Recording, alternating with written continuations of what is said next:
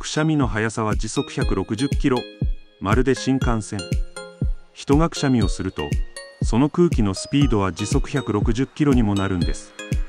体内の圧力が一気に解放されるため、くしゃみはジェット噴射のように強烈なスピードになります。時速160キロはプロ野球の剛速球と同じレベル。しかもしぶきは6メートル以上飛ぶこともあるんです。くしゃみは思った以上に危険。マスクってやっぱり大事。あなたのヤバいくしゃみエピソードもあればコメントで教えて。